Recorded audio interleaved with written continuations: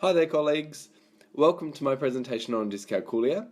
Thank you for taking the time to watch this presentation. I hope it proves worthwhile for you and can inform some of your future practice in regards to inclusive mathematics. Let's get into it. First of all, we'll just start with a quick overview.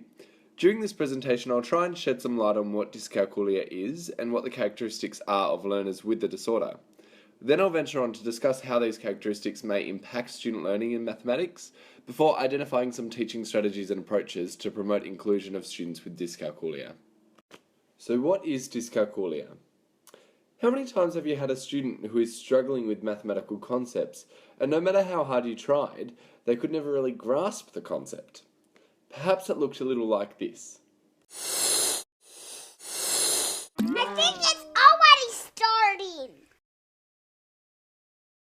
Okay, here's your homework. First let me tell you the directions. What's 4 take away 5? 1, 2, 3, 4, 5, 6. Take away. What's 6 take away 1?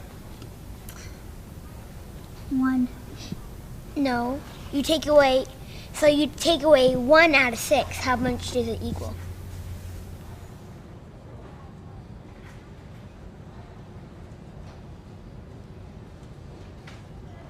What's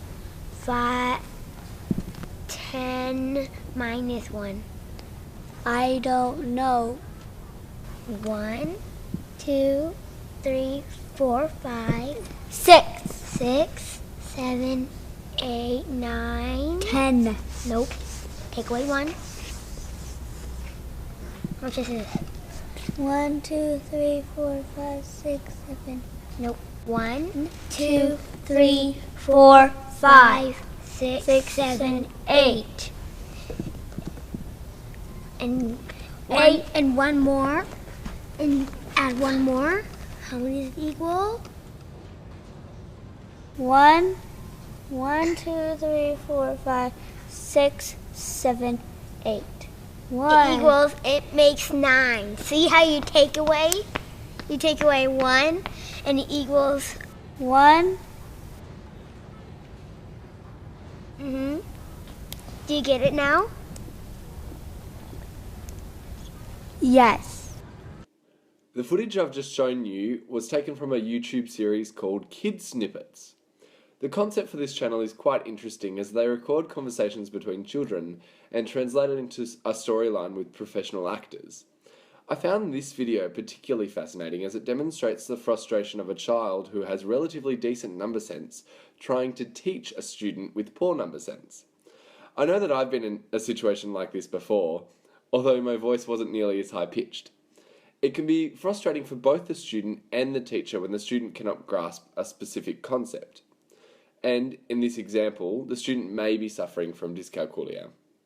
Hanel identifies dyscalculia as a term used to describe specific difficulties in mathematics.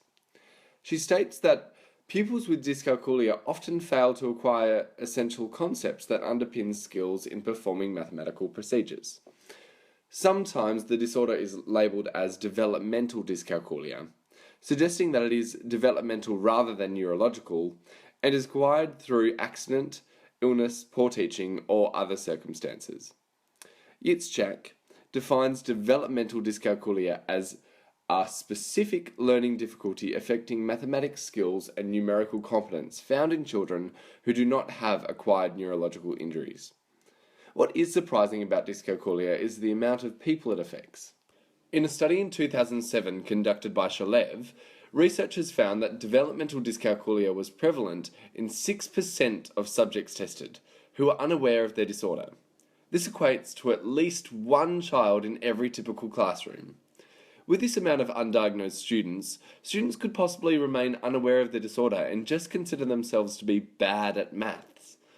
I want to show you a short video, 6 seconds to be exact, that went viral earlier on this year. The video features a father telling his son he is stupid because he doesn't know what 9 plus 10 equals. Let's watch. You stupid. No, not. What's 9 plus 10? 21. You stupid. This clip went viral, and quickly became a source for multiple pop culture references. For example, Just want to know your name. 21. the fact that this video became so widespread so quickly is a testament to how people do not view dyscalculia as a serious problem. Rather, if you possess little or no number sense, you are classified as stupid. I wonder whether the father would have posted the clip if his son had made an error with his literacy instead. I do, however, find it ironic that the father titled the clip, "You Stupid," spelt STOOPID. Anyway, let's move on to the characteristics of dyscalculia. Hanel identifies mathematics competencies in 5 areas: number sense, visual spatial skills, language skills, concentration, and memory. Characteristics or indicators of dyscalculia generally fall into one of these 5 categories, and the mathematics learning of the students with dyscalculia will be impacted due to the deficit of one or more of these core areas. Let's start by having a look at number sense first. Students with dyscalculia may be unable to supersize, even with small numbers, estimate whether a numerical answer is reasonable, count backwards reliably, and have trouble with sequencing. A specific example of their inability to supersize would be if they were unable to recognize 3 pears on a plate and they had to count individually to know how many were there. The next area of mathematics where they may have a deficit is their visual spatial skills. Mental manipulation of graphic images may be difficult for the pupil with dyscalculia, so symmetry, tessellation, and geometry may all prove to be real challenges. Students with this deficit may experience difficulties with their visual and spatial orientation, directional confusion of left and right, and may have a tendency to not notice patterns. Students may demonstrate this lack of visual spatial awareness by encountering problems while copying a shape as a drawing, or by reversing numbers. Next, we have language skills. As mathematics has its own language, many concepts are bound to specific mathematical language. Hanel states that pupils with learning difficulties such as dyscalculia may have difficulty in monitoring their own learning through internal, language-related thinking. As a consequence of this lack of knowledge and understanding of the vocabulary, students may not ask for help as they cannot put into words what they do not understand. This has significant impacts for the teacher, as the student may fool the teacher into thinking they have understood the concepts, when really they just don't know how to express their thinking. The penultimate mathematical skill which presents as a deficit for students with dyscalculia is memory.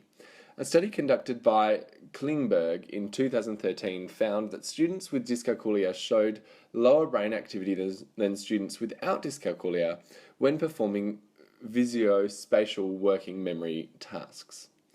Hanel states that this deficit in memory is present in dyscalculic students and extends to both short and long-term memory. Poor visual spatial working memory may limit the student ability to mentally capture an image and may restrict or prevent them from visualizing tools such as timelines. The final skill we'll look at is concentration and what this means in a mathematical context. 15 to 20% of students with dyscalculia present with attention deficit hyperactivity disorder, or ADHD, which results in behaviour such as students who swing their legs or find things in the classroom to fiddle with, or even students who leave their seats to examine something of interest.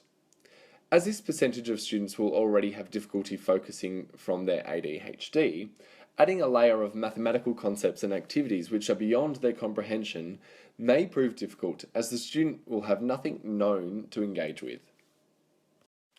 Now that we have identified some of the characteristics of a learner with dyscalculia, it is important to know what to do as a teacher in order to promote inclusion of these students and celebrate their participation and input in the classroom. As with all students, it is a good idea to start from a level where the student has developed a good basic understanding, where they'll be able to answer quickly. A specific example of this with a student who has dyscalculia and is experiencing difficulty with ordinality is to question them about numbers they know, as they should be able to say how old mum is, for example. From there, you could introduce mathematics vocabulary by questioning, who is older, mum or you? Which could even segue into a conversation about bigger and smaller numbers. Hanel also insightfully points out that as well as an appropriate level for the tasks issued, the quality and volume of the tasks are vital. Giving students with dyscalculia adequate or extended time to complete the activities is important to consider, as students with dyscalculia often work slowly. Additionally, to support inclusion in the classroom, a teacher could introduce a range of strategies in which the whole class can use, but will be specifically beneficial for the development of number sense and explicit skills, which hopefully will in turn extend practice and alleviate the impact of the disorder. Emerson and Bapti have identified some strategies which dyscalculic pupils may use. These include finger counting, sub-vocalizing, which is talking under your breath, mantras, which are helpful if they are remembered correctly, tally marks, and visualizing, as well as counting all, which is essentially counting by ones, counting on, step counting, bridging, and reasoning from known facts. And reasoning from known facts has proven beneficial for students with poor memories. Using strategies such as these are beneficial for the entire class and celebrate and support students with dyscalculia by valuing their involvement. In terms of inclusive assessment for dyscalculic students, and indeed all students, it is important for a teacher to look for evidence of mathematical thinking, estimation attempts, self-correction attempts, and signs of the use of appropriate mathematical tools such as rulers. In order to maintain student self-efficacy, graded work with positive and emerging examples of student understanding are much more inclusive to students than a worksheet with ticks or crosses based on right or wrong answers. Hanel suggests that a positive strategy for students with dyscalculia is self-assessment, where they can tick the ones they think are 100% correct, and the teacher can let the errors and omissions tell the story. In closing, thank you for watching my presentation on dyscalculia. I hope you feel informed and can see the benefits for your students in identifying the characteristics and incorporating some of the strategies to assist in creating an inclusive mathematics classroom. If you wanted to access any of the references I've used, I will include a copy of them in the script attached to the video. I'll leave you with these two books, however, which may prove useful to be a reference for you in the future. They will be included in APA reference format in the reference list with the script. The first one is Dyscalculia Assessment by Jane Emerson and Patricia Bapti, and it contains a brilliant detailed plan for how to conduct a thorough diagnostic assessment of dyscalculia. The second is titled The Dyscalculia Toolkit, Supporting Learning Difficulties in Mathematics by Ronit Bird, and I strongly recommend this book as it includes over 200 activities and 40 games for students aged 6 to 14, which focus on developing number sense and combating the impact of dyscalculia. I'll leave you with the books, and best of luck incorporating some of these strategies in your classroom. Cheers!